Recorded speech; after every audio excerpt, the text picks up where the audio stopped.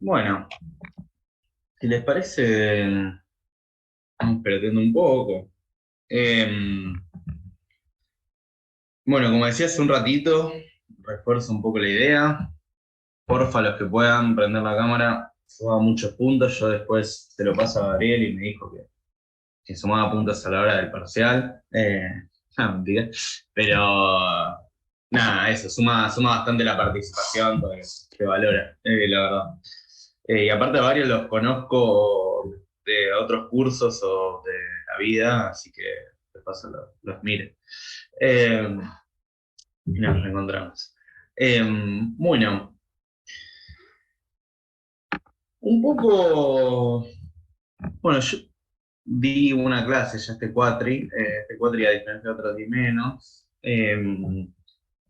pero di una de las primeras clases, la de PH, si no me equivoco, sí. Eh, Nada, ahora pongo a grabar, pero soy Gonzalo. Estoy haciendo una maestría en economía aplicada acá de la UBA. La recomiendo, cualquier cosa si alguno o alguna tiene ganas, o somos muy pocos, somos la primera camada, así que si alguno quiere saber info, somos esos 3 4 de la UBA que estamos cursando. Nada, me puede consultar, no hay problema. Eh, Eso por un lado, el director es Gabriel, quizás ya se las contó. Eh, y bueno, nada, un poco hoy la idea de la clase. Como decía al principio, es una clase que va a ser un poco más contundente. Dividí la clase en tres partes. Una primera parte que va a ser como una presentación, no tan breve, pero contundente sobre heterocedasticidad. O sea, la clase de hoy en conjunto va a ser heterocedasticidad. Digo, si ya quieren ponerlo en sus carpetas con un título gigante que diga heterocedasticidad, lo pueden hacer. Eh, un poco la idea era que yo entiendo que el lunes empezaron con la heterocedasticidad, ¿puede ser? Si mi calendario no falla. Bien, joya. Así que me imagino que lo vieron, pero todavía lo tienen medio ahí flotando y no es que son expertos en heterocedasticidad. Yo tampoco, por supuesto, pero sí me parecía que estaba bueno hacer como un breve repaso de la parte más teórica. Así que ahora les voy a compartir pantalla con una diapositiva que armé. Y después sí poder pasar a jugar un poco con Stata, que ahí lo dividí en dos partes. Una parte más de simulación. ¿Vieron algo de simulación ya? Sí, ¿no? Me imagino que. Bien. Simulación ahí en Stata, armar una base medio ad hoc, sin una base. Simulación de InSysLabs también. Bien, bien, bien, bien. Ahora cuando les comparto pantalla lo van a ubicar en nada, generar números aleatorios. Pero para heterocedasticidad me parece que está bueno.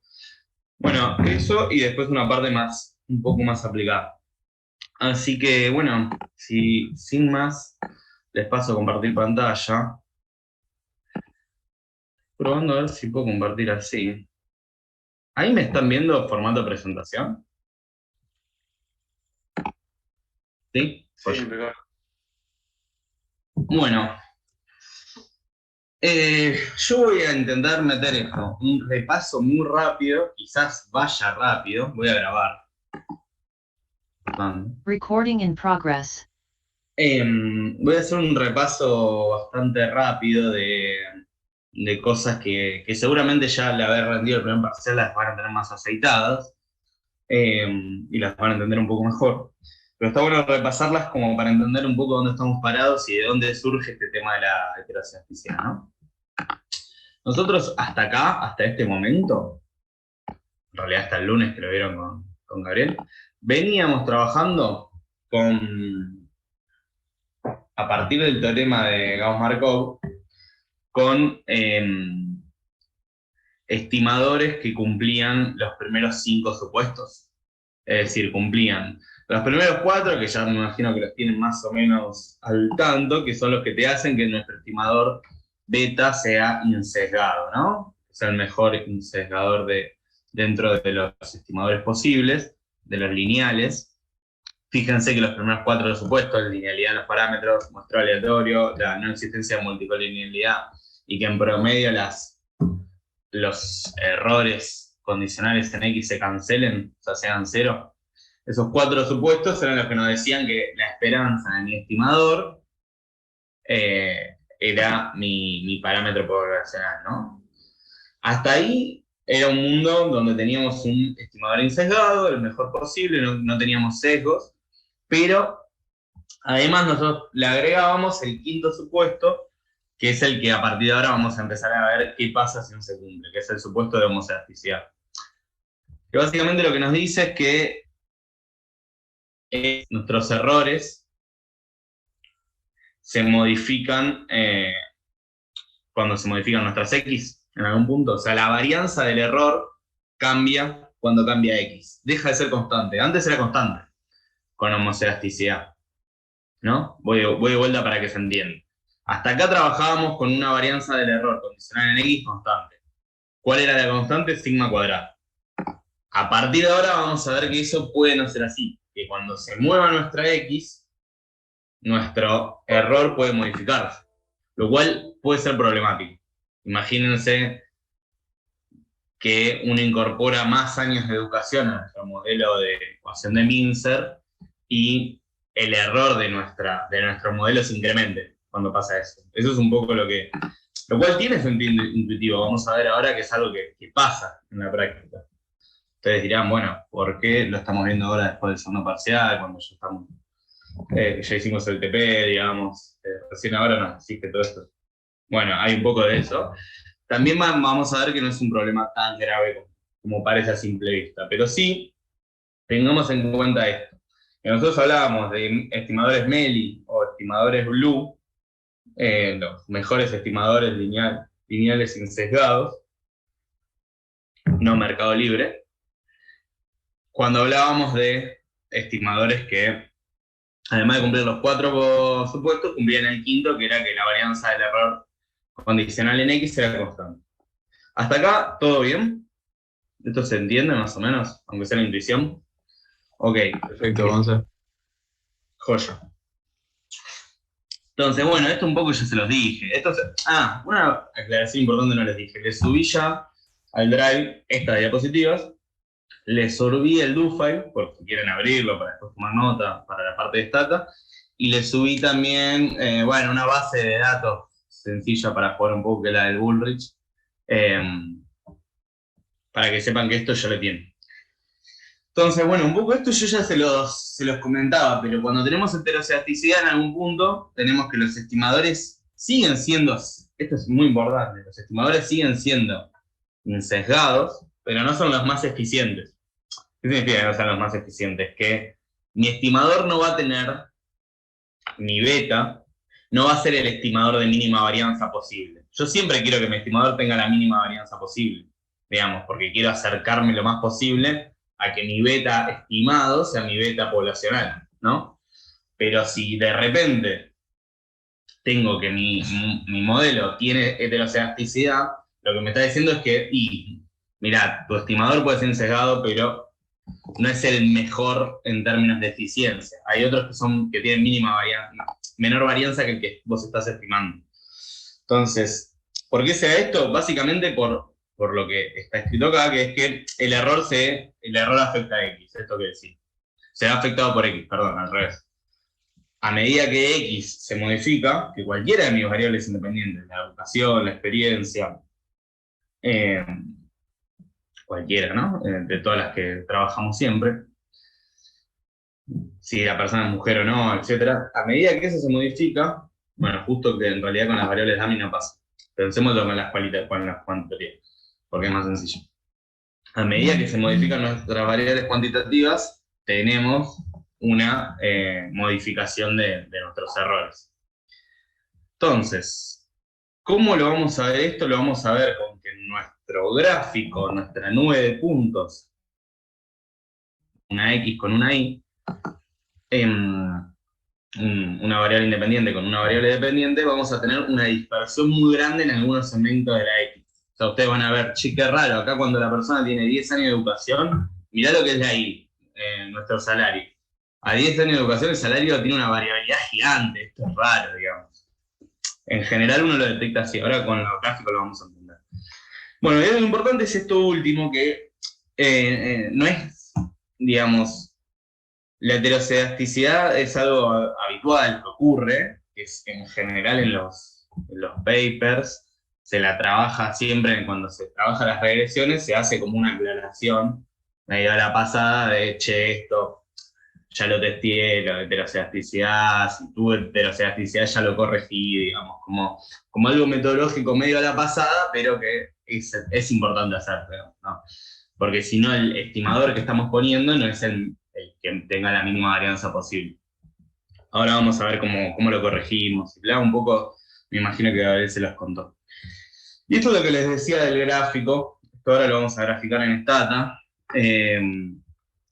Pero fíjense que en el gráfico de homoelasticidad es como un mundo bastante perfecto, ¿no? Digamos, todo más o menos tiene si uno tiene que trazar una varianza del error condicional en X ahí, medio a ojo, uno ve que con homoelasticidad es constante, ¿no? O sea, más o menos el error dado X tiene una varianza, una dispersión parecida, cosa que en heteroelasticidad no pasa. O sea, en los primeros valores de X, fíjense, X igual a 0,1, más o menos, tenemos poca dispersión de los datos están muy concentrados, y a medida que se incorporan más unidades de X, que nos acercamos a X igual a 1, tenemos muchísimo más dispersión.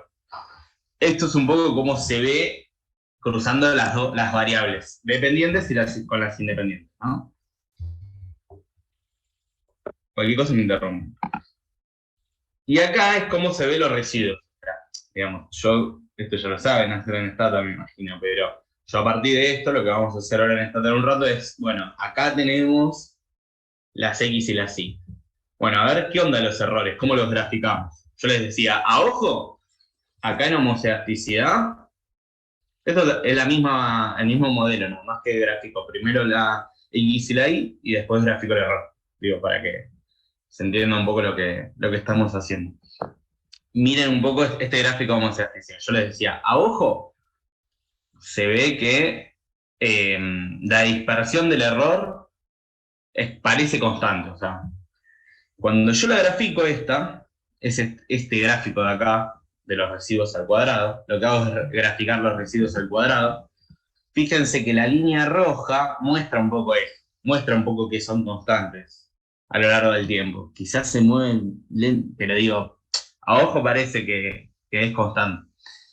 Y en heteroelasticidad, lo que con X e Y se ve al principio con pocas observaciones de X, mucha concentración en la Y, y luego se ve dispersión, cuando lo vemos en error, en residuos al cuadrado, se ve que es creciente a lo largo de X. Es decir, uno incorpora más unidades de educación.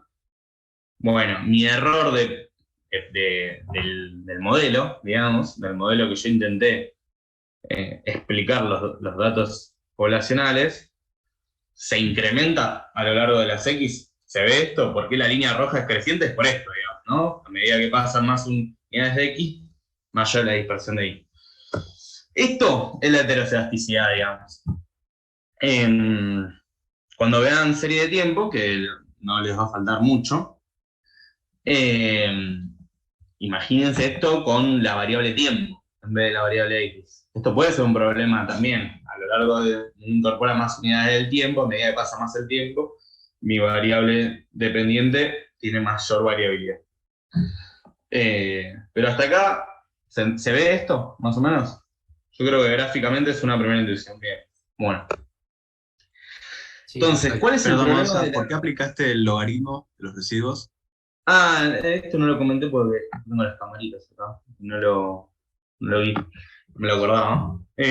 Ahora lo vamos a ver en Stata, pero básicamente era porque esta muestra o sea, no se veía bien, digamos, cómo cambiaba a lo largo del tiempo, porque teníamos observaciones gigantes y no se veía si la línea roja era constante o sea, todas parecían constantes.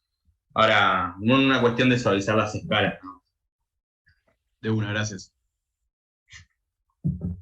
Así que, bueno, algo que está bueno que entiendan, a mí me costó bastante entenderlo, es qué problemas te trae la heterocedasticidad, digamos. ¿Cuándo es un problema y cuándo no, digamos? Esto que les decía antes.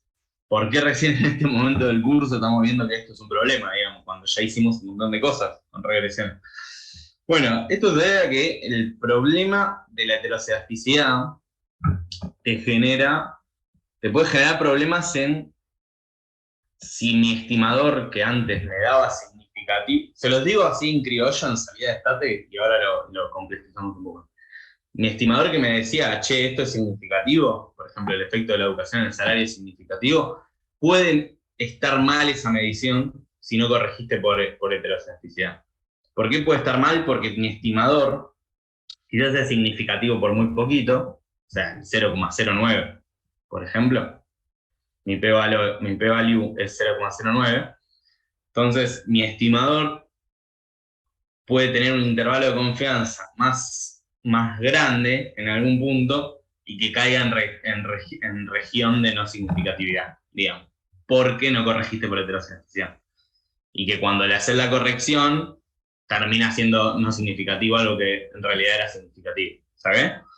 Entonces, la heterocedasticidad es un problema de inferencia. A mí, en general, siempre que sé cosas de heterocedasticidad, no me cambiaba el signo de la significatividad. O sea, porque, piénsalo así, o sea, tiene que estar muy en el borde, ¿no? Algo que para que te cambie, porque tiene que pasar de 0,09 a 0,1, ponele.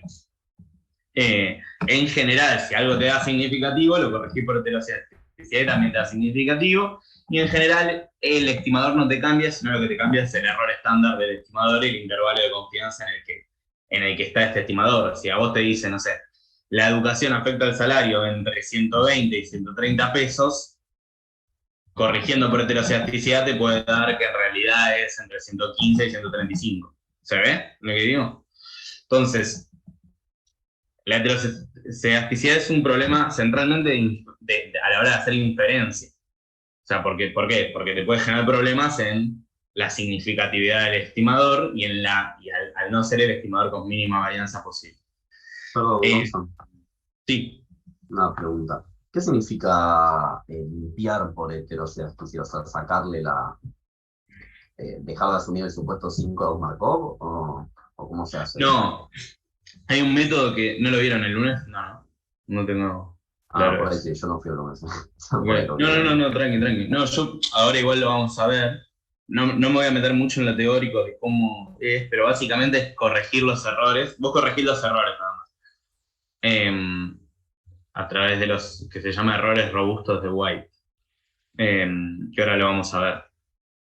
Y lo aplicamos en Stata. En Stata, en la práctica, van a ver que es agregarle a la regresión una opción que es robust y listo, digamos. Es bastante sencillo, por eso me quiero centrar un poco también en la teoría. Es muy sencillo, pero van a ver que te cambia. O sea, que lo que antes el estimador... En realidad lo que haces es agarrar el estimador y hacer que sea el estimador de mínima varianza de vuelta. En algún punto. Por este segundo punto, que es que los errores estándar de los estimadores no siguen la fórmula habitual. Nada, esto lo van a ver un poco mejor con Gabriel, seguramente, cuando vean el desarrollo. En la guía práctica hay alguna que otra de eso, si no me equivoco. No se vuelvan locos. Lo central es que el test de hipótesis que nosotros hacíamos para modelos homocedásticos, cuando tenés heterocedasticidad tenés que hacer algunos cambios. Perdón, ahí veo Matías Andaluz. Perdón.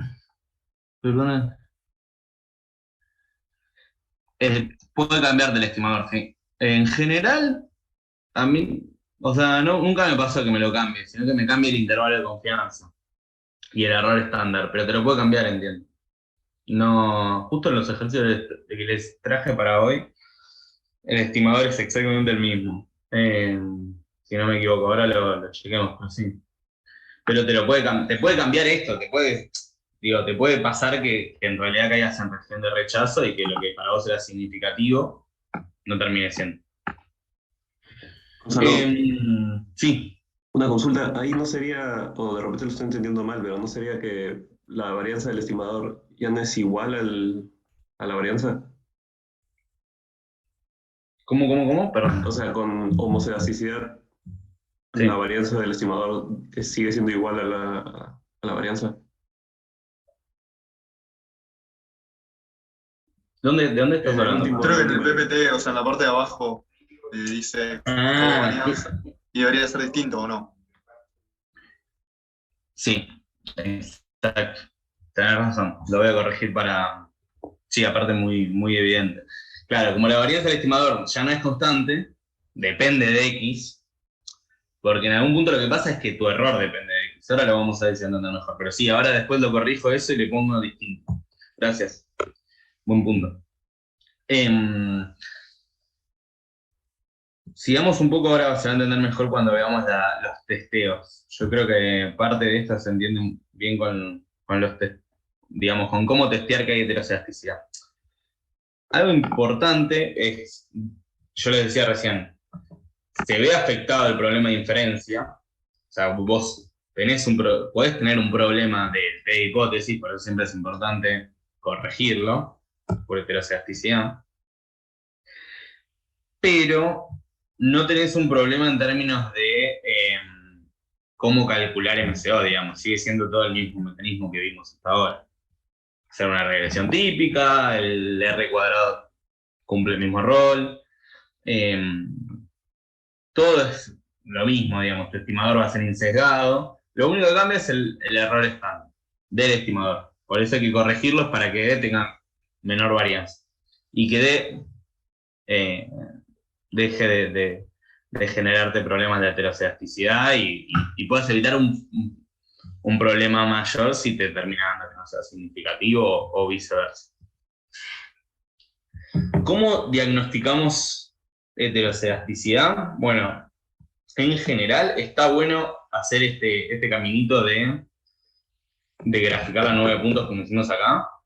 Como esquema general, tanto en heterocedasticidad como en series de tiempo, van a ver que hay una parte que es intuición y práctica de ir viendo cómo se mueven las series. O sea, les va a pasar que les digan, justo un amigo me contaba que en el laburo el otro día le tiraron como, no, esto la realidad es que tiene mucha heterocedasticidad, se revé y era un gráfico así normal, digamos, y como que quizás uno no está acostumbrado a darse cuenta que tiene heterocedasticidad por el gráfico, pero está bueno que saquen del curso un poco ese ejercicio, tanto con esto como con serie de tiempo después.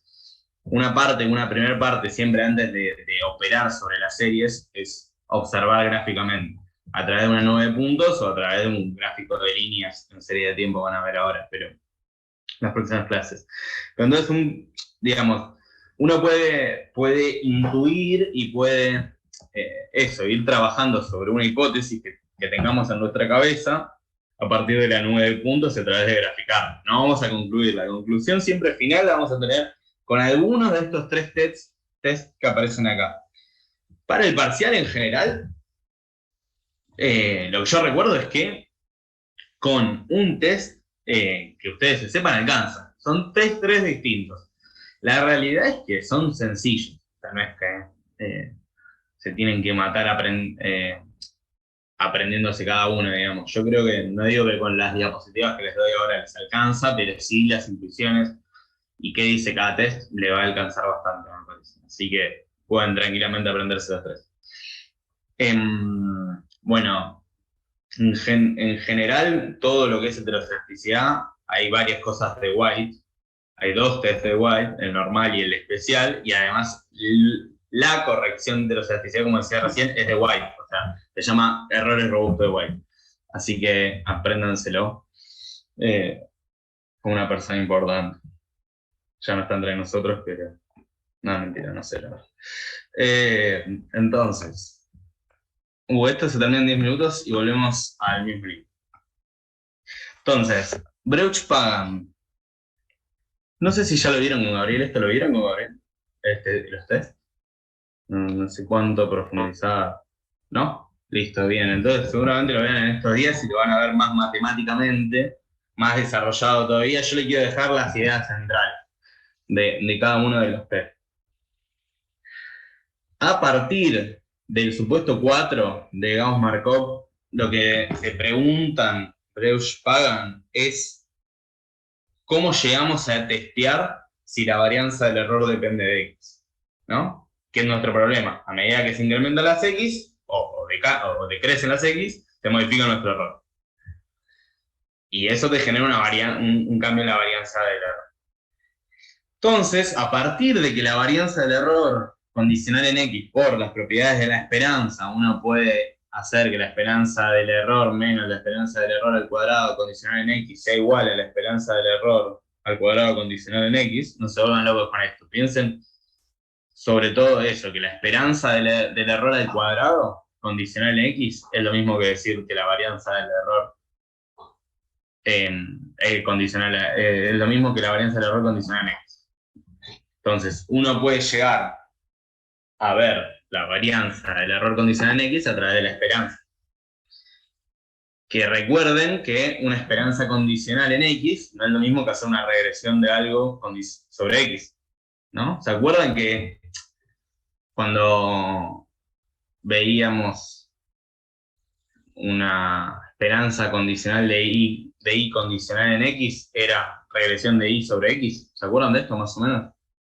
Que uno podría explicar una regresión a través de esperanzas condicionales. Entonces, básicamente lo que nos dice es que a partir del supuesto 4 de Gauss-Markov podemos llegar a que uno puede modelizar la heterocedasticidad a partir de una relación entre los errores al cuadrado de un modelo y las variables independientes. Entonces, acá está la respuesta de por qué vemos primero regresión y después vemos esto. Porque primero, para testear heterocedasticidad hay que entender bien los modelos de regresión. No hay mucho más. ¿Puedes repetir? Perdón. Sí. ¿Cómo? Que si puedes repetir lo que dijiste de que a partir del supuesto 4 podemos modelizar bla, bla, bla. Perdón, ¿lo puedes repetir? Sí, obvio.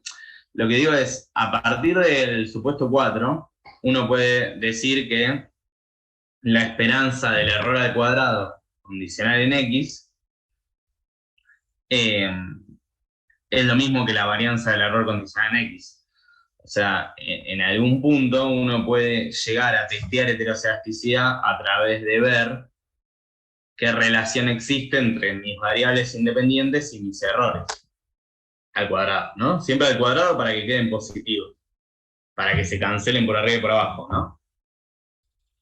¿Qué significa eso? Pensémoslo teóricamente un segundo, no nos volvamos locos con la matemática. Si yo, ahora vuelvo sobre las diapositivas, si yo tengo, este era el error, ¿no? Este era un gráfico de los residuos al cuadrado. Si yo tengo que a medida que se incrementan mis X, mis años de educación, mi modelo tiene más dispersión, tiene un error creciente, yo lo que quiero ver en algún punto, entonces, es si mi X tiene un efecto sobre mi error al cuadrado. Si mi X tiene un efecto en el error al cuadrado, tengo heterocedasticidad. Entonces, no es otra cosa testear heterocedasticidad que hacer una regresión de los errores al cuadrado controlando por mis X. O sea, imagínense que acá en esta ecuación larga, en vez de tener errores al cuadrado, tengo una Y. Es lo mismo. Y en vez de tener los delta, tengo unos betas. Yo les puse delta y B para cambiarle la nomenclatura, pero en realidad es lo mismo, digamos. Es un beta y mi B sub I es el error de una regresión. ¿Me siguen, más o menos? Sí. Como sí, lo que algo quiero así ver explicó Gabriel un poco, como que introdujo algo de esto así. Digamos. Bien, excelente. Entonces, no hay otra cosa que lo que dice Breusch-Pagan es, bueno, testemos una relación lineal entre las X y el error. No hay mucha más ciencia. Entonces, ¿cómo hacen? Hacen un test de hipótesis, que en realidad es en la práctica, lo habrán visto ya, pero siempre que hablamos de contrastes en este estilo, con un estimador igual a 0 en nuestra hipótesis nula, estamos hablando de hacer una regresión, ¿no? Ahora en Stata va a ser solamente usar una regresión de los errores al cuadrado controlando por variables independientes, digo, ¿no? Va a ser bastante sencillo. En mi hipótesis nula, entonces tenemos que todos, absolutamente todos, esto es importante, todos nuestros estimadores, todos nuestros delta sub 0, delta sub 1 y así sucesivamente, son iguales a 0. Eso es que hay homocedasticidad. Entonces, lo que vamos a intentar hacer es rechazar, perdón, al contrario, lo que vamos a querer es no rechazarlo. Lo ideal sería ya tener un modelo homocedástico. Después, obviamente, nos va a dar que lo vamos a rechazar porque alguno de nuestros estimadores, alguno de nuestros deltas, va a tener un impacto en nuestro error al cuadrado. O sea, alguna de nuestras variables independientes va a tener un efecto en el error al cuadrado. Vuelvo sobre la diapositiva, sí, siguen copiando, perdón. No hay mucha más ciencia. La diferencia de Breusch-Pagan con los otros test es que acá la relación que intentan captar es lineal. Es decir, la educación, la experiencia y cada una de nuestras variables independientes afectan de manera lineal a los errores. No de manera cuadrática, no de manera cruzada, vía interacción, que es lo que van a intentar captar los otros modelos. Ahora lo vamos a ver. Y bueno, no mucho más eso. Si una de todas estas, por ejemplo, si la educación afecta a los errores al cuadrado, pero mis otras variables no, pero la educación sí, voy a tener un modelo heterocedástico. Igual, digamos, por más que sea una sola. Bueno, y por último quedan 2, 3 más. ¿Hasta acá se entiende? ¿Se va entendiendo esto? Cualquier cosa interrúmpanme, ¿no? Breusch-Pagan es para ver si hay un efecto de X sobre el errores y plantea error como variable independiente. ¿Y plantea cómo? El error, digo, como una variable independiente en el modelo. O sea, lo que Sí, sería exacto, el error al cuadrado. el error al cuadrado. Y piénsenlo, vuelvo para atrás, piénsenlo que testear esto es testear heterocedasticidad. ¿Qué es la heterocedasticidad? Que mi X afecte mi error al cuadrado. Eso es heterocedasticidad. Después, nada, con Gabriel van a ver bien en fino la matemática de esto, pero no hay tampoco mucho más. Centralmente es esto, y entiendan bien las intuiciones. White, ¿qué dice? Bueno, en algún punto, lo que con esta fórmula gigante, que no entendí cómo me entró en un renglón, yo le diría, no se van loco copiándola ahora, pueden después ver la diapositiva, pero centralmente lo que dice es, che, puede haber relaciones entre mis variables independientes y mi error que no sean de forma lineal, sino que quizás se puedan captar a través de un modelo cuadrático o de una interacción. Esto lo vimos ya en interacciones y modelos cuadráticos, ¿no? Entonces, bueno, quizás la edad de las personas a más años de edad no afecta a los errores al cuadrado, pero sí la edad al cuadrado. Quizás si uno lo capta de forma cuadrática, sí te afecta. O quizás la interacción entre edad y educación sí te afecta el error, pero no la edad sola, digamos. O no la educación sola. ¿Se ve? Esta idea tan simple como esa es hacer un nuevo modelo que hace que los errores al cuadrado dependan de todo este quilombo. Y todo este quilombo se testea de la misma forma, ¿eh? O sea, haciendo una regresión de los errores al cuadrado, controlando por todas estas combinaciones habidas y por haber. Lo bueno que tiene nuestro amigo Stata es que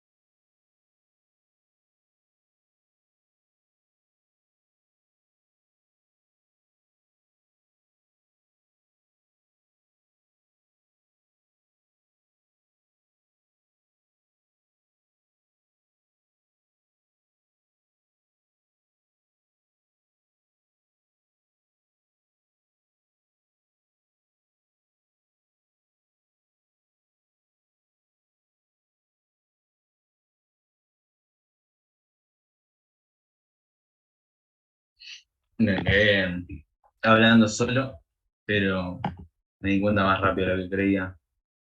Podría haber estado más tiempo hablando solo. Bueno, les comparto lo que, y ya cerramos las diapositivas.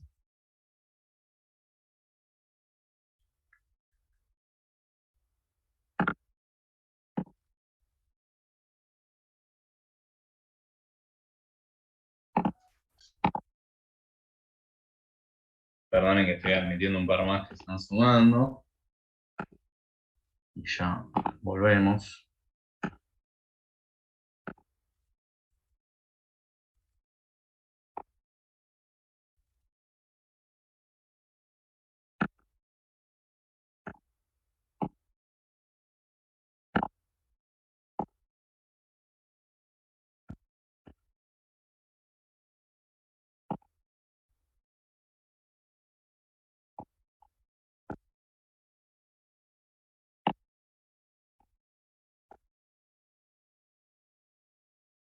Bueno, ahí estamos.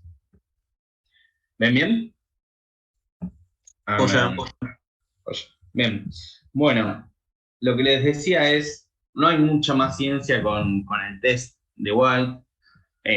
Si bien, si uno lo tendría que hacer sin comandos especiales en Stata, ¿esto cómo sería? Como les decía, a una regresión tomando como variable dependiente a los errores al cuadrado, controlando por qué, controlando por cada una de mis variables independientes de forma lineal, o sea, educación, experiencia, edad, etcétera, etcétera, a la vez por todas esas variables al cuadrado, o sea, la edad al cuadrado, la experiencia al cuadrado, la educación al cuadrado, etcétera, etcétera, etcétera, y a la vez por todos los productos cruzados de entre esas variables, es decir, la educación por la experiencia, la edad por la experiencia, digamos, es un chino, ¿no? Bueno, Stata, por suerte, con el comando white test ya te lo hace, así que nos simplifica un poco, pero quiero que entiendan por qué hace cada test, digamos. Obviamente, este test de white es más complejo que este, ¿no? A simple vista es bastante intuitivo. Este es una relación lineal que solo capta algunos coeficientes, el Brecht-Pagan, y este es un poco más complejo. Pero también que sea tan complejo te hace que si uno tiene un modelo con pocas observaciones, cosa que no pasa con la EPH, pero sí te puede pasar con alguna que otra muestra, bueno, medio que te consume muchos grados de libertad utilizar este modelo. A ver el chat. Gonza, para hacer... Ahora lo vemos, Franco, no te vuelvas loco, ahora pasamos a Stata y están hechos, pero es white test y hay que instalarlo. Ahí yo les dejé todo, así que... Bueno, y después hay uno que es el test especial de White, que es, bueno, dado que te puede pasar que sea complejo tener tantos parámetros, porque imagínense, si uno tiene, no quiero que hagan la cuenta, pero para que entiendan la idea, si uno tiene un coeficiente de la educación, de la experiencia, de la edad, de todas las variables independientes de forma lineal, a la vez tiene un coeficiente de todas esas variables independientes de forma cuadrática, y a la vez tiene un coeficiente de todas esas variables cruzadas entre sí, y quizá me quedan 25 parámetros, ¿no? Entonces son tantos los parámetros a estimar que puede ser problemático en términos de grado de libertad y otros problemas que no vienen al caso. Entonces lo que dice White es, bueno, una forma de solucionar esto es hagamos los valores predichos de la regresión normal, el modelo de regresión típico, o sea, pronostiquemos nuestra variable i, y a partir de ese pronóstico de nuestra variable i, veamos si en términos lineales, en términos cuadráticos, nuestra i, que ya va a tener todas las combinaciones habidas y por haber, va a ser el mejor modelo posible, afecta a los errores, en términos sin cuadráticos, digamos. Habría que hacer una regresión y luego una regresión auxiliar de los errores controlando por nuestro pronóstico de i, en términos lineales y en términos cuadráticos, no mucho más. Esto, insisto, en Stata es white test special, una cosa así. No, hay que agregarle una opción con coma, no mucho más, digamos. Lo que quiero que vean es que cualquiera de estos test, en general dan todo lo mismo. Esto es importante. En general todos los test dan lo mismo. Es raro que uno te dé que hay heterosexualidad y otro no. En general, si hay heterosexualidad, todos los muestran y si no, no. Y después, para el parcial, intenten saberse bien alguno, porque tienen que explicarlo y tienen que poner el desarrollo matemático, ¿no? Una pregunta. Sí. Sí, ¿cómo es el tema de la regresión auxiliar de los errores? Vos dijiste que son... ¿Qué es lo que tenemos que predecir ahí? En cualquiera de estos test. No, en el test de especial de White.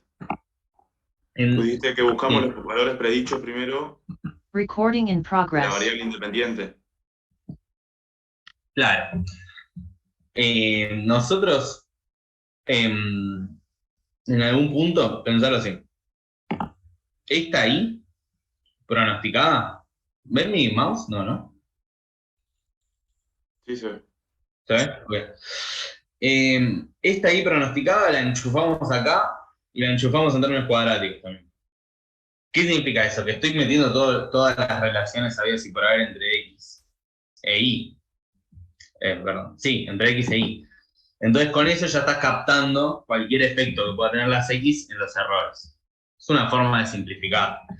¿Qué significa la regresión auxiliar? Ahora la vamos a ver en Stata, pero es la regresión de Y controlando por las X, después pronosticamos, usamos el comando predict para pronosticar la Y, y después enchufamos eso en una regresión de los errores, controlando por las Y, por esa Y y por la Y al cuadrado. ¿Vieron cuando hacemos predict Y o predict algo?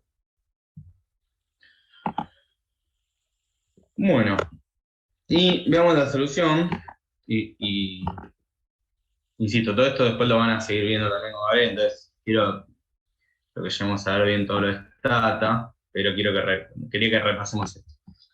Perdón, ¿te puedo hacer una consulta antes? Sí. ¿Cuál sería la desventaja que tendría el test especial con respecto al especial? O sea, si no, usaríamos siempre eso, ¿no? Como que... ¿En la desventaja de este con respecto a este? Claro, sí, desventaja. O sea, ventaja es que no tenés el problema de los grados de libertad, pero desventaja que es que sos menos preciso, digamos, porque estás usando una predicción. No, entiendo que no tiene ninguna desventaja, digamos, este es más complejo. Me parece que es una cuestión más cronológica de entender de dónde sale cada uno y hasta qué nivel de complejidad querés modelizar, digamos. Quizá computacionalmente esto es sencillo, pero si uno lo haría a mano, sería un quilombo y diría, bueno, hago este y listo, digamos, el BrashPan, que es el más sencillo en términos de cálculos algebraicos. Pero computacionalmente, que te lo hace en 2 segundos la computadora y no tiene que hacer nada muy complejo, está bueno testear todo, pues son 3 más, ¿verdad?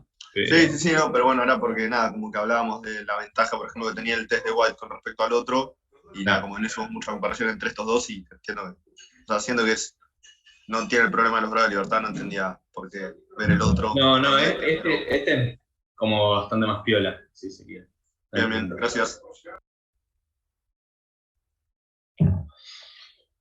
Bueno, último, soluciones a esto. No me voy a meter en cómo, créanme, y después, si no lo vieron como Gabriel, lo van a ver más fuerte, pero White tira una magia y corrige, básicamente. Y te dice, bueno, a partir de una corrección de la heteroscedasticidad, esto que decía antes que había preguntado Luis, pasamos a tener errores robustos. Ya no tenemos errores que nos generan estimadores que no son los más eficientes, no son los que mínima varianza tienen. A partir de la corrección de los errores robustos de White, que van a ver que en Stata es muy sencillo, logramos tener estimadores eficientes nuevamente como teníamos en el caso de homosexualidad. Entonces, bastante con hacer ese testeo, primero testear heteroscedasticidad y luego corregir los errores, si estamos frente a la presencia de heteroscedasticidad, alcanza. Digamos, en síntesis, si uno quiere hacer inferencia, tenemos 3 pasos. graficar para intuir, testear, heterocedasticidad, bajo cualquiera de los 3 tests que vimos, y tercero, corregir los errores si estamos con heterocedasticidad. Entonces, van a ver que cuando corrijan los errores, te va a cambiar el intervalo de confianza del estimador. Esto que decía, si la educación afectaba el salario entre 100 y 200, ahora te la va a afectar entre 50 y 250, por poner un ejemplo. Y podemos hacer inferencia porque las distribuciones de nuestro estadístico T y nuestro estadístico F se mantienen. Que eso es lo que seguramente vean más en el desarrollo algebraico con Gabriel.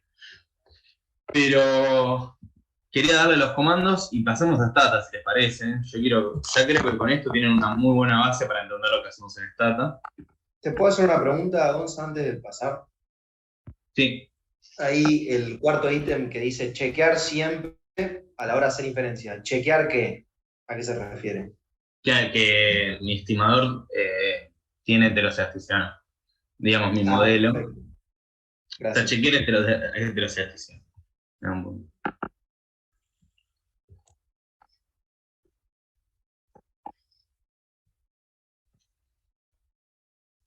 Bueno, Matías, no entiendo por qué no sé.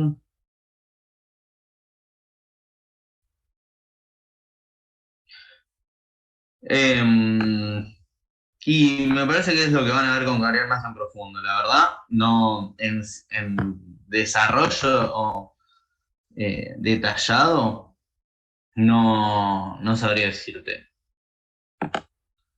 Pero no hay ningún cambio más grosso. Ahora lo vamos a ver en Stata.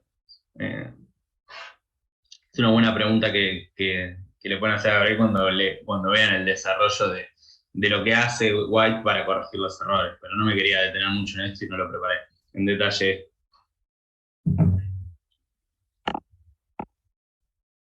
Bueno. ¿Puede ser que es un cálculo súper engorroso? Sí, me suena, de hecho en general como que lo que recuerdo era que no era tan central tampoco para el examen, digo.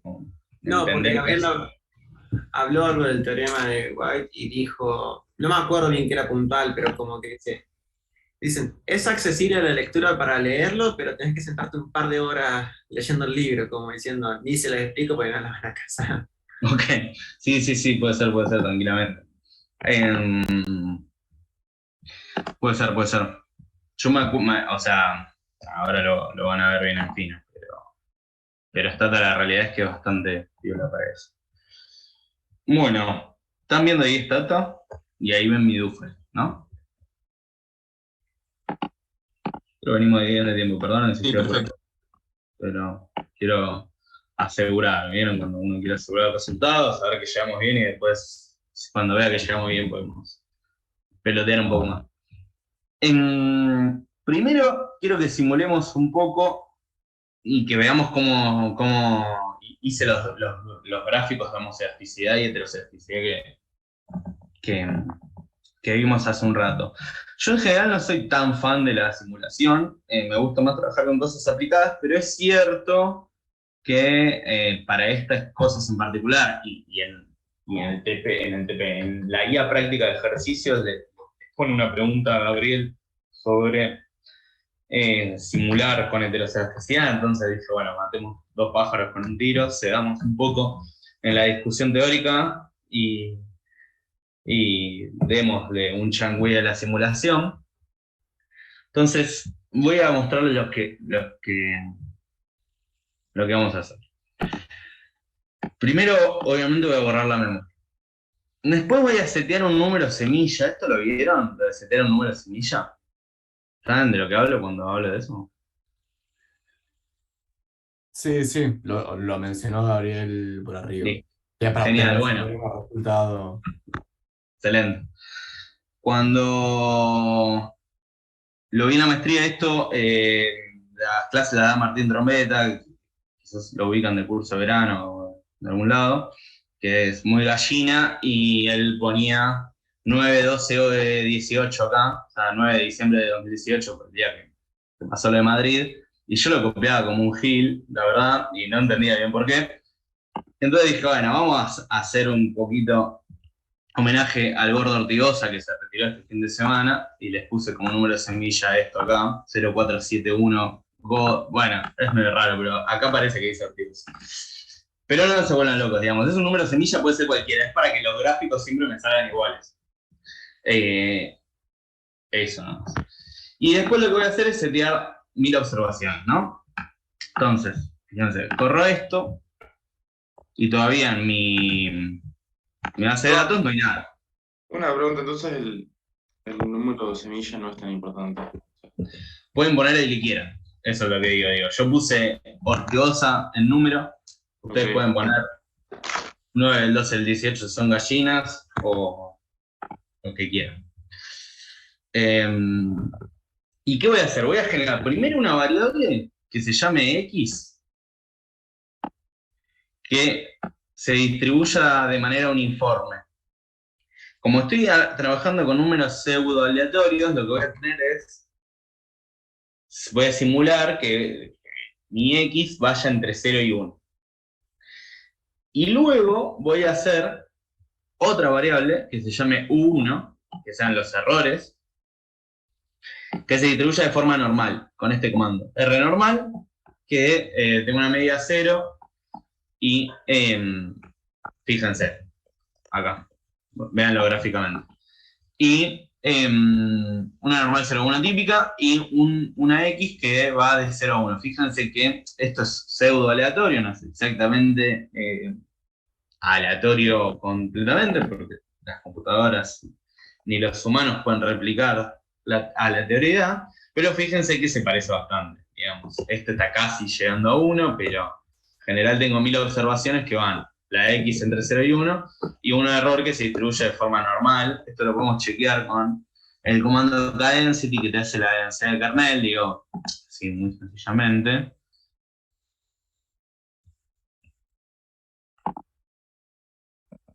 Acá está, por si no lo ven en el gráfico. Tengo muchas cosas de Zoom, perdón.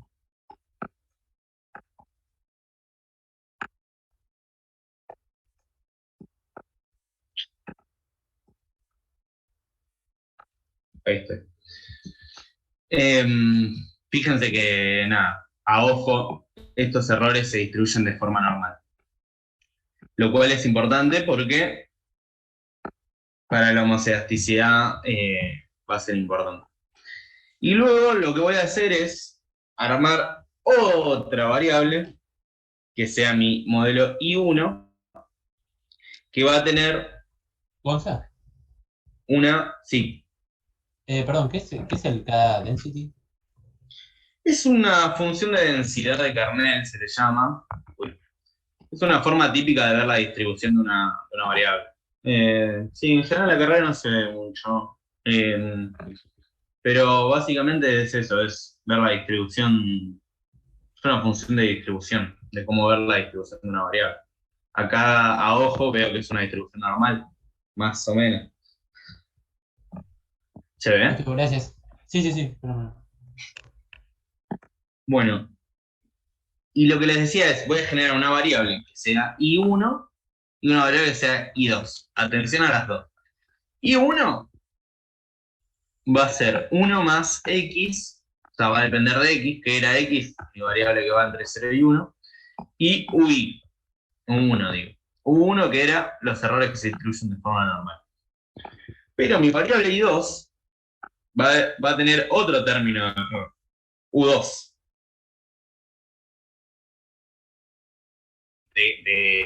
De ser el componente de heterocedasticidad.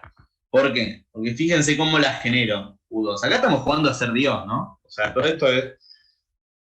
Bueno, ¿vieron todo lo que vimos teóricamente? Bueno, si uno simula una muestra así, se ve todo lo que charlamos recién.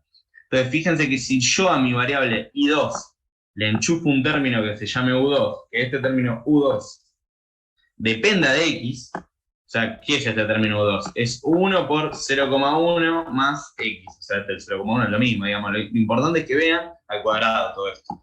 Lo importante que vean es que este componente, lo que me está diciendo es que los errores dependen de X. ¿Se ve esta idea? Entonces, estoy modelando dos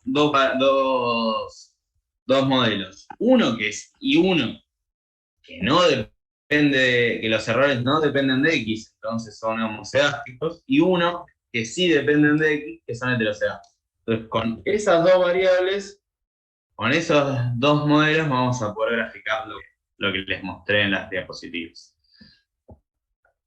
Entonces, vamos a correr estos dos.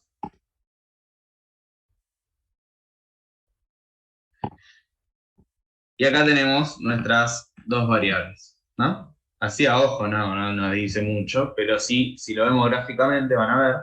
Vamos a graficar I1 con mi variable X, que recuerden que era una variable que iba entre 0 y 1, y I2 con mi variable X, con el comando scatter. Esto me imagino que lo habrán visto. No hay mucha ciencia en estos comandos, digamos. No me estoy deteniendo mucho en la sintaxis de los comandos, pero acá no hay otra cosa que decir, hacemos una nube de puntos entre I1 y X, que se llame nube 1. Y después hago lo mismo con I2, que se llame nube 2. ¿Por qué le pongo nombre? Porque después quiero armar un gráfico combinado con este comando, que quizás no lo vieron, que es graph combi, que es con nube 1 y nube 2. No hay mucho más. Fíjense que esto está bueno, porque te hace el paso a paso, te hace este y esto junto. Y ahí te quedan las dos que vimos. Fíjense que lo que vimos teóricamente se puede replicar. Si uno simula un error que depende de X, lo que me pasa es que a medida que tengo más X, la dispersión de mi variable Y es mayor. Eso es un poco lo que tiene bueno la simulación, digamos, ¿no? Que uno puede comprobar lo que ve teóricamente en una muestra simulada, jugando un poco a ser Dios. ¿Hasta ahí se ve? ¿Se entiende? Venimos bien de tiempo, así que si quieren preguntar, si fue muy rápido, vuelvo, no tengo problema.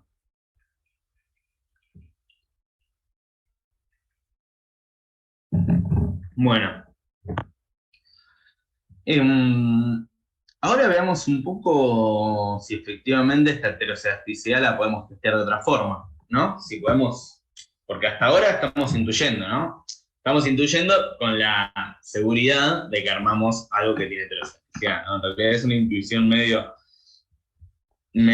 obvio porque ya nosotros creamos el modelo, pero cuando trabajemos con muestras que no las simulamos, que es lo que vamos a hacer después de terminar esto, es importante la intuición, por esto que les decía. Entonces, ¿qué voy a hacer? Voy a correr una regresión de I1 sobre X. ¿Qué era I1 sobre X? Era nuestro modelo homocedástico, ¿no? Si no se lo acuerdan, era este. Que dependía de U1, que se distribuía de forma normal y que no dependía de X. Entonces, hago una regresión de I1 sobre X, controlando por X. ¿Y qué voy a hacer? Voy a pronosticar los residuos. Esto lo vieron, ¿no? Cómo pronosticar residuos. No hay mucha ciencia con el comando predict. O quizás no lo vieron mucho. Pero seguro usaron el comando predict para predecir los valores predichos, para la redundancia, de una regresión, ¿no? Sí, lo hicimos. Y esto lo mencionó Gaby. Bien, excelente. Entonces, predecimos esto, y con la opción coma resid me quedo con los residuos, que se van a llamar resid 1. Y luego, por una cuestión de lo que charlamos hace un rato, aplico el cuadrado ese. ¿Por qué? Porque me gusta trabajar para testear, yo necesito trabajar con los residuos al cuadrado para que se cancelen por arriba y por abajo.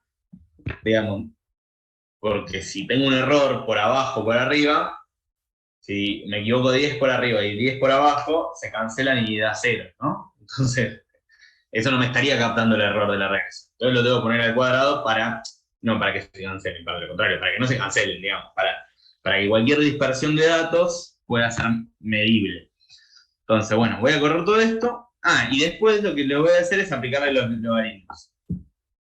El logaritmo natural de los residuos al cuadrado. Por esto que veíamos antes, que me preguntó Juan Camilo, porque cuando van a ver que cuando lo grafique me va a quedar horrible. Voy a hacer las dos cosas. Entonces, corro todo esto. Me dice cuánto impacta X en Y. Me da 1,01, casi perfecto, porque si no se acuerdan mal, mi coeficiente acá era 1, ¿no? Cuando generé esta variable. Y 1 más 1 por X. O sea, debería dar 1,0000 esto, pero bueno, siempre hay algún error computacional acá. No te da nunca exacto. Por más que lo simules vos y seas Dios. Y luego me quedé con los residuos al cuadrado de esto. Perdón, los residuos al cuadrado de esto. Y después le apliqué el logaritmo. Hice todo este proceso de transformación de los residuos. ¿Para qué? Para graficarlos y compararlos entre sí. Mírenlo. Voy a graficar los residuos con X. Esto es lo que no les puse en las diapositivas. Ven que acá uno no ve muy bien si los residuos son constantes o no, digamos, la escala es medio molesta. Son como, están muy concentrados abajo y tenés mucha dispersión, algunos outliers acá, algunos valores extremos. Y luego, voy a graficar el logaritmo, ahora sí. ¿Y qué voy a agregar? Fíjense, esto no sé si lo habrán visto, pero yo puedo meter acá, con esta opción, LFIT, el valor predicho de los residuos. Mírenlo. Esto, no se vuelvan locos, es más una cuestión de comandos. Esta línea roja que pasa por acá, que no es otra cosa que ver cuál es el valor predicho de los residuos al cuadrado, es con este comando que es LFIT. Y después les pongo el nombre y le saco la leyenda. Nada muy complejo. Lo que sí quiero que vean es esto.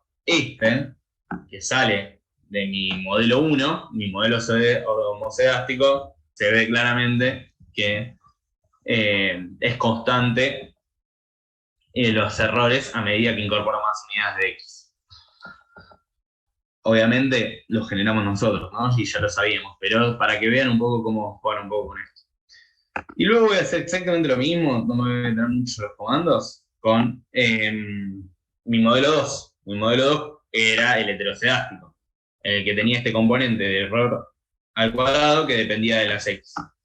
¿No? Corro todo esto. Y acá ven también, este era el gráfico anterior, tenía muchos outliers, entonces había que aplicarle el logaritmo para solucionarlo así así. Y acá se ve el que les mostré en la diapositiva también. Fíjense que a medida que incorporo más X, mi término de error se incrementa. ¿Hasta acá alguna duda? Bueno, y acá grafico, dejé esto, no sé, porque para que les quede el combinado.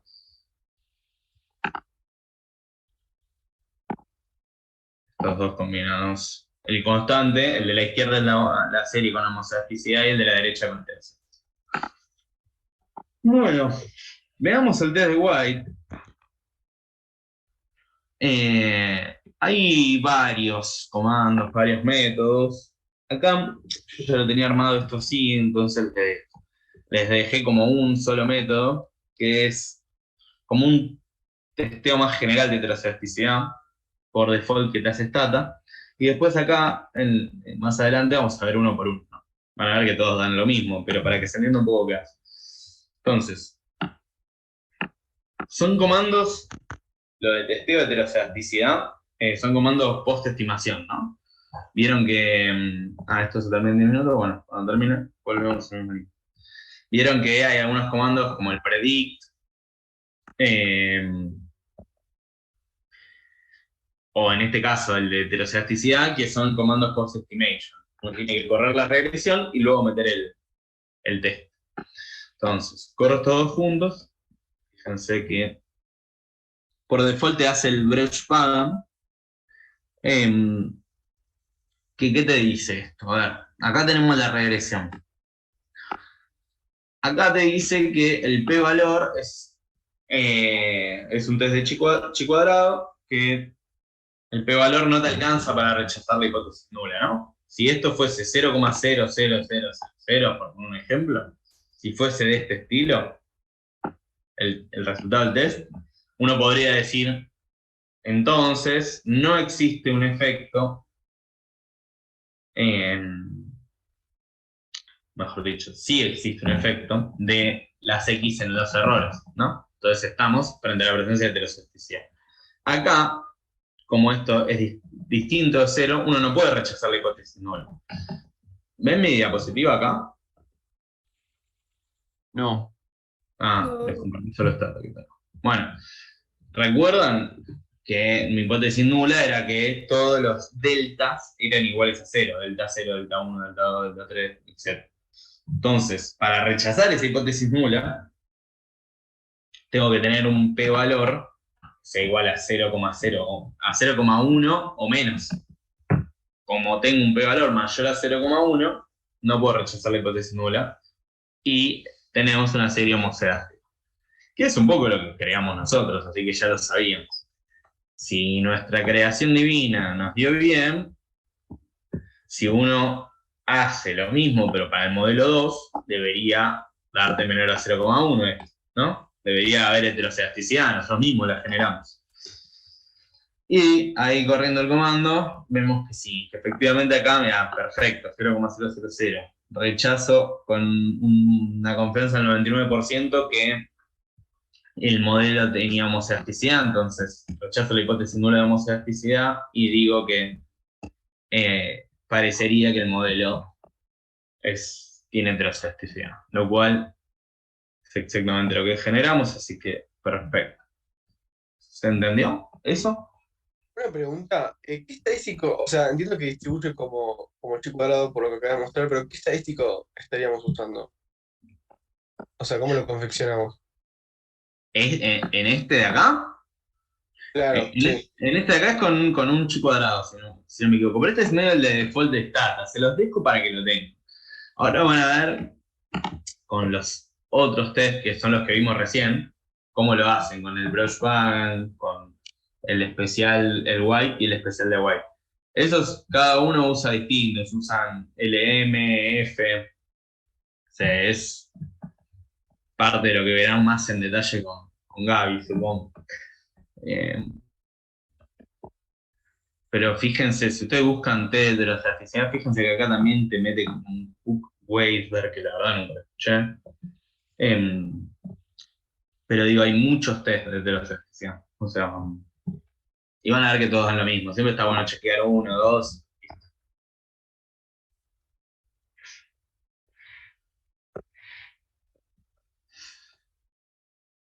Bueno. Acá vamos a usar, supongo que ya trabajaron con esta base, pero es una base bastante después, la de Woolrich-Wedge 2. Está buena más que nada para trabajar rápido con algunas variables. Yo acá lo que voy a hacer es importarla, esta se la dejé igual en el drive. Le importo. Voy a correr hasta acá, si en la base, por si no la vieron. Es una base que tiene salario, horas trabajadas, coeficiente intelectual, es de Estados Unidos de los 80, si no me equivoco.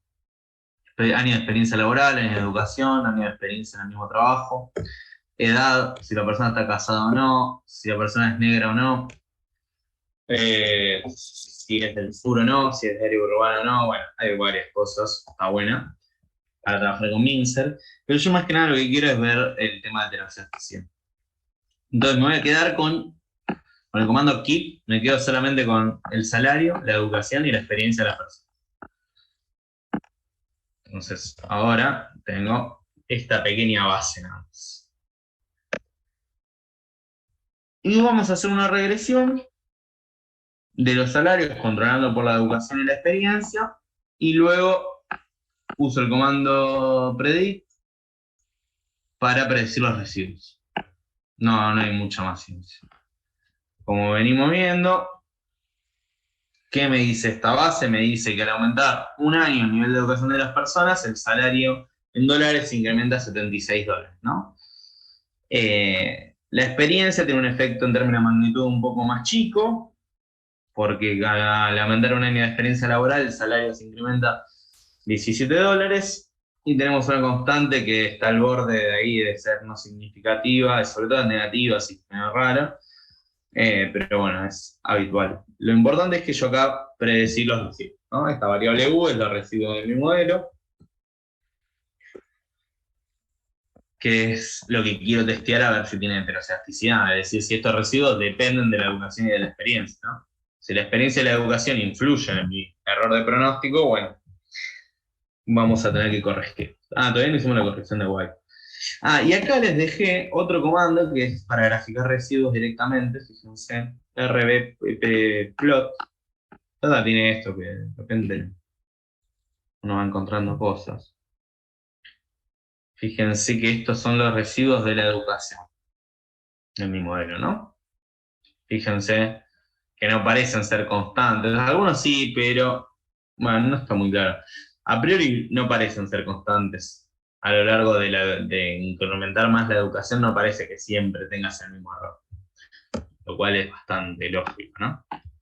Y si uno lo hace con la experiencia, a priori tampoco parecería, ¿no? No sé, vamos a intuir que en los dos parece que hay heterocedasticidad, pero vamos a verlo, ¿no? Esto es lo mismo que hacer el scatter, ¿no? Scatter, digamos, es lo mismo que hacer con el comando scatter una nube de puntos, con mi variable de error y con la variable de educación. No hay mucha más ciencia. Nada más que este comando te lo hace directamente, ¿no? Fíjense que es exactamente lo mismo esto que esto. Bueno, y ahora sí, veamos test por test. Primero el branch pattern, acá les dejé el machete de cómo era. No era otra cosa que hacer, ¿se acuerdan? Una regresión auxiliar de los errores al cuadrado. Yo acá ya tengo mi variable error. Entonces tengo que generar mi variable del cuadrado. Acá. Pero se acuerdan que el branch pattern era solamente relaciones lineales entre mi variable x, cualquiera de mis variables x, con mi variable error. Si esas relaciones no existían, si esas relaciones eran iguales a 0, teníamos homocedasticidad. Entonces, no teníamos que hacer ninguna corrección y listo. Y trabajamos como veníamos trabajando hasta acá, y se cumplía el supuesto 5 de Markov, y teníamos el mínimo estimador con mínima varianza, el famoso MELI.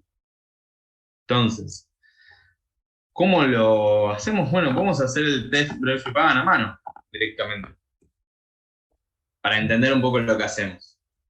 Generamos mi variable error al cuadrado, ¿no? Fíjense, error al cuadrado. Esto está bueno, porque acá ven que tenemos valores que se equivocan con nuestro pronóstico, con el valor observacional, se equivocan por arriba y por abajo de la recta de regresión. Entonces, con el cuadrado, nos quedan todos en positivo. Y a medida que más se equivocan, más grande es, ¿no? Eso se entiende, ¿no? Como algo muy estadística clásica, pero quiero que lo entiendan para lo que sigue. Por ejemplo, este se equivoca 400, entonces es mucho más grande que el que se equivoca 321. Por más que este es positivo y este es negativo. El cuadrado te permite eso. Entonces, ¿qué hacemos? Hacemos una regresión del error al cuadrado controlando por la educación y la experiencia de las personas. ¿Qué es lo que graficamos recién? En nuestros gráficos teníamos la intuición de que la educación y la experiencia parecían tener alguna relación, parecerían tener heterocedasticidad, digamos, ¿no? Cuando en el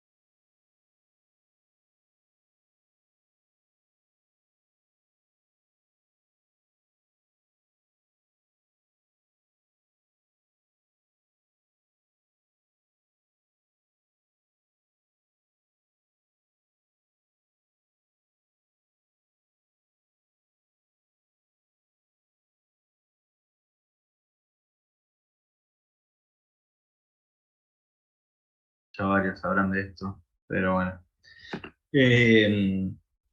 Fue menos de lo que podría haber sido, la verdad. No sé si falta mucha gente, me da cosa arrancar ya porque la verdad que me demoré unos minutos, quizás algunos se fueron en el medio.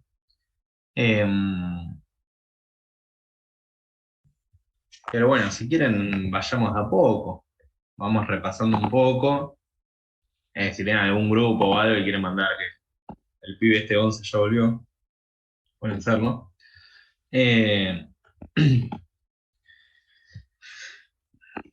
Perdón, profe, ¿estás grabando? No, todavía no. Ya Ok, ahí gracias. justo voy a poner. Gracias.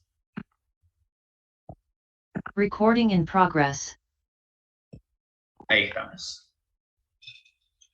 Bueno, un poco lo que estábamos viendo entonces era, estábamos acá, nos habíamos quedado en el test Breuchi-Pagan. Yo justo estaba por correr la regresión. ¿Se acuerdan que lo que hicimos fue correr una regresión? Fue generar mi variable de errores al cuadrado. Entonces, ¿qué podemos hacer? Podemos hacer manualmente esto y decir, bueno, a ver, si la educación o la experiencia afectan a los errores al cuadrado, lo que estamos diciendo es que hay heterocedasticidad. Hay que ver cuál de las variables genera. Entonces, corremos esta regresión auxiliar y básicamente lo que nos dice es que ni la experiencia ni la constante afectan a los errores al cuadrado, pero la educación sí, y mucho. ¿Qué significa que la educación sí? Que hay heterocedasticidad porque el delta de la educación afecta a los errores al cuadrado. No hay mucha más ciencia que eso. Pero este efecto significativo te está diciendo que esto afecta a esto, ¿no? Como en cualquier regresión típica. Imagínense que acá en vez de tener errores al cuadrado teníamos la i, es lo mismo. No hay una relación igual a cero entre esto y esto. Entre la experiencia y esto sí es igual a cero. Porque no puedo rechazar la hipótesis nula. ¿Se entiende esto? ¿Se ve ahí más claramente? Bueno. Avancemos. Estamos por cerrar, igual no queda mucho. Bueno, otra forma de testear es este. Acá se los dejé anotado. Mira, justo me lo habían preguntado y lo había averiguado. Pensé que no lo había averiguado. Y si no, efectivamente, el comando staff test, que te hace el test de heterocedasticidad, usa un test LM con distribución chi cuadrada. Ya lo había averiguado en su momento y no lo tenía tan claro. También lo podemos hacer uno de significatividad conjunta F con la opción F-staff. Bueno, esto no es más que ustedes probando cosas con el help si quieren y viendo bien las opciones. Yo esto se ve que en su momento lo había hecho y hoy no me acordaba, la verdad. Pero cuando armé esto en su momento estaba. Fíjense que acá voy a correr todo junto a esto. Acá, ¿qué hice? Hice la regresión original. A esto le hice el testeo de heterocedasticidad, lo mismo que hicimos recién, pero de otra forma, ¿no? Directamente con el comando simple stat. Y fíjense que acá rechazo la hipótesis nula en los dos tests, tanto en el de significatividad conjunta como en el individual, digamos, ¿no? Acá está tira todo. Que la varianza es constante en hipótesis nula, es decir, si la varianza es constante es homocedasticidad. Listo, lo rechazo y digo hay heterocedasticidad. Y luego esto lo podemos corregir. Pero antes de corregirlo veamos el de White. Esto se entendió, ¿no? Lo pasé medio rápido porque la verdad que no hay mucho más ciencia. Es tirar el comando y listo. Este es el test de White, que es con el White TST. Seguro hay otros comandos. Hay más todavía, más posibilidades. Cualquiera de estas alcanza y sobra. Siempre, esto insisto, sepan cómo hacer la regresión a mano. O sea, entiendan esto que vimos acá antes. Esta regresión de los errores al cuadrado controlando por las independientes, ténganlo, porque eso sí es lo más teórico que si lo toman en algún parcial lo pueden tomar como, bueno, haceme un contrato de heterocedasticidad de este modelo. Si tuvieras que usar comando de stat, ¿cuál usarías? podés usar cualquiera de estos, pero está bueno que esta relación entre los errores y las X lo entiendan. Es re de parciales. Así que ténganlo en cuenta. Entonces, bueno, no mucho más. Yo les decía, acá tenés el test de White, que se acuerdan que era el que te metía todo el combo. El test de White simple era el que te decía, bueno, en vez de ver la relación lineal entre las X y el error, veamos la relación lineal cuadrática y la interacción entre todas las variables posibles de mis variables independientes. Bueno, todo acá está en el machete, se los dejé. Fíjense que es todo este caos. Lo que quiero ver es si las X afectan a los errores al cuadrado. Con el comando fsinstall pueden instalarlo, el white test. Y no es otra cosa que hacer esto. Yo ya lo instalé, así que es un comando por estimación como los otros. Corro la regresión del salario controlada por la educación y la experiencia. Hago el white test.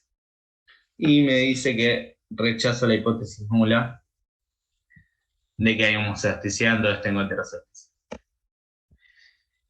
Acá el especial no es otra cosa que agregarle el coma fitted, digamos, a lo mismo, exactamente lo mismo que hicimos acá, la misma regresión, y hacen el white test, bueno, agreguen el coma fitted. Insisto, yo no creo que en el parcial o en algún momento en la vida les digan, haceme el especial de White, quiero ese y no quiero ninguno de los otros. En realidad con testear heteroelasticidad alcanza, pero está bueno, en realidad está bien darle todos los comandos. Y ¿Para qué servía fitted que me olvidé? Este es, fíjense primero que da... o sea, es para hacer en vez del test de White, el test especial. Exactamente, es para eso.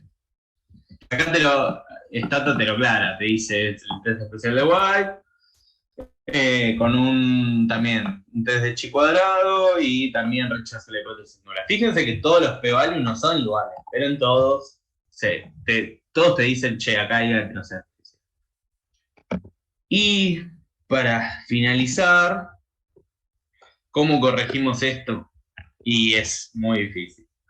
Con el comando row, Stata te lo hace. No hay mucha más ciencia. Vean voy a correr los dos juntos para que vean las dos salidas de regresión juntas para cómo se ve. Acá tenemos la regresión típica, ¿no? Nosotros, ¿qué habíamos encontrado? Habíamos encontrado que el modelo de conjunto era heterocedástico, en particular porque la educación afectaba a los errores, ¿no? Tengamos eso en mente. Como la educación afecta a los errores, bueno, veamos qué pasa si corregimos por los errores robustos de White. Que no es otra cosa que agregarle a la regresión la opción robust.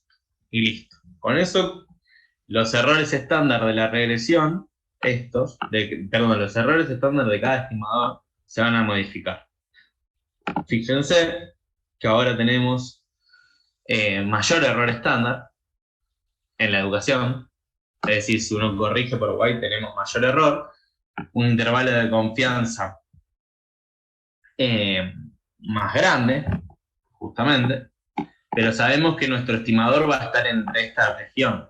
Esto es lo que les decía. Acá los dos dan significativo, pero te puede pasar que te cambie un poco esto. Fíjense acá en la constante. La constante te cambia un poquitito. Igual habíamos visto que justo la constante en sí no te generaba problemas de heteroelasticidad, pero si te generase, te puede pasar que te cambie un poquito el p-valor y que algo que antes te parecía que era significativo, tanto a nivel de confianza, deje de serlo exactamente igual. Pero sepan que este beta, con este error estándar, es el estimador de mínima varianza. Y que el otro era ensesgado, pero no era el de mínima varianza. Pues una pregunta. Perdón. Esto del comando robust, ¿qué hace específicamente, digamos, de forma matemática? Pues... Es lo que te preguntaron hace un ratito. perdón. No, tranquilo, no te voy a responder por eso. No, lo que digo es, Lo que preguntaban hace un ratito que decían, che, y bueno, ¿y cómo hace White para corregir el problema de heterocedasticidad y hacer que los errores estándar sean robustos? Bueno, hace todo un desarrollo que es más complejo, que lo van a ver muy a la pasada con Gabriel, o sea, no lo van a ver en profundidad. Yo entiendo que el Bullrich te comenta medio a la pasada, pero básicamente lo que te hace es, te modeliza de otra forma los coeficientes como para que sean robustos. No se lo van a tener que aprender ni en pedo para el parcial, sí, es esto que decían que Gabriel les dijo que es muy largo y es un desarrollo bastante complejo. Yo la verdad lo he visto, no me lo acuerdo. Solo sé que con el comando Coda Robust solucionamos un poco el problema. Genial, gracias. Bien.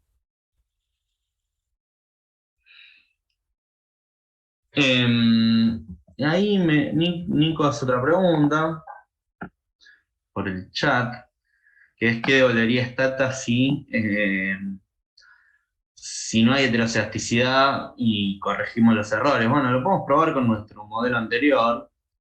Voy a correr rápido esto. ¿Se acuerdan que acá teníamos un I1 que era... perdón, corrí todo junto. Que era...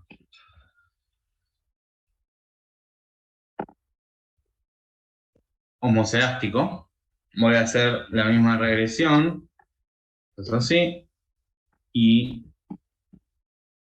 lo que me está diciendo Nico es esto, ¿no? O sea, yo sé que esto es homocedástico, le corrijo los errores. La verdad nunca le hice. No, te da igual, mirá, te dice, te da casi, o sea, cambia a partir de este decimal.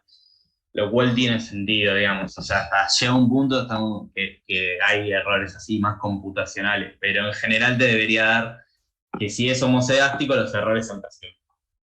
¿Te entendió, Nico? Claro, no afecta en nada. Claro, no debería afectar a nada. Exacto.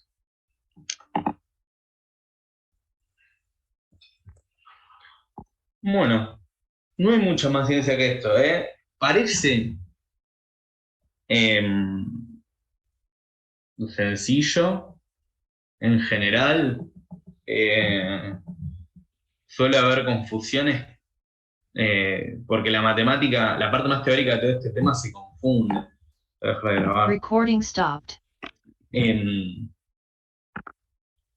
La parte más matemática de todos estos temas medio como me confunden, pero si se aprenden bien esto, digo, las diapositivas que les hice son como bien al hueso.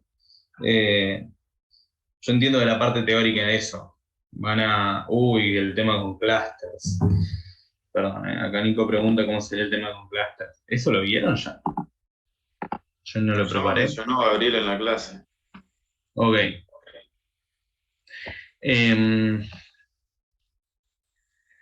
Yo esto lo sabía, no se los preparé la verdad con clusters, pero me parece que es coma clusters, si no me equivoco, aplicarlo en el modelo de regresión, en vez de coma rows, coma clusters. Pregúntale a Gabriel por las dudas. En general no se le da mucha bola en el curso, pero pregúntenle. A ver si lo tengo a mano. Si lo tengo a mano, se los digo. Yo tengo anotado que es coma clusters y después entre paréntesis poner las letras que representen lo que estés analizando, por ejemplo, no sé, el país, la escuela o lo que sea. Sí, ahí estoy chequeando. Bien, sí. Bien.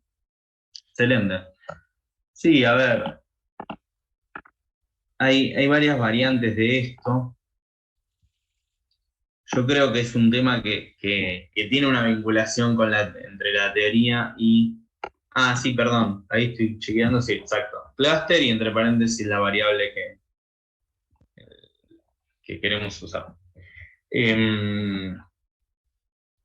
Como que es un tema que se puede tomar fácil con un mínimo de teoría y algo de práctica en Stata, entonces estudienlo en esa clave.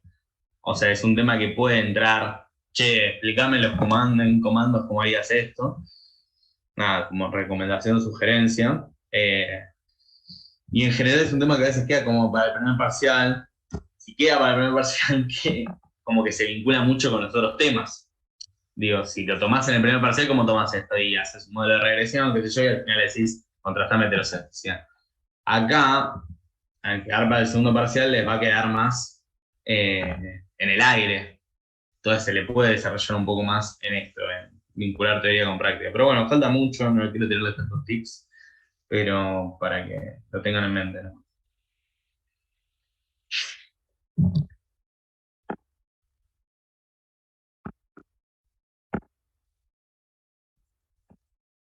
Exacto, Nico.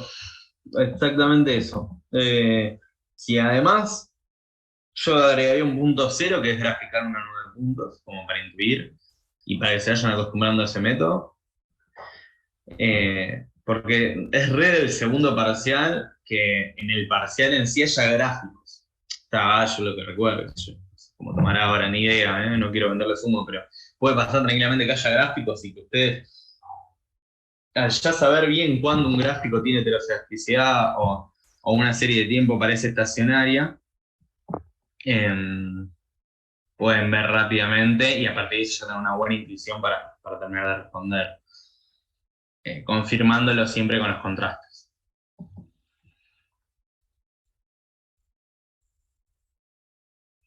Bueno, ¿alguna cosa más? ¿Algo que quieran decir, comentar?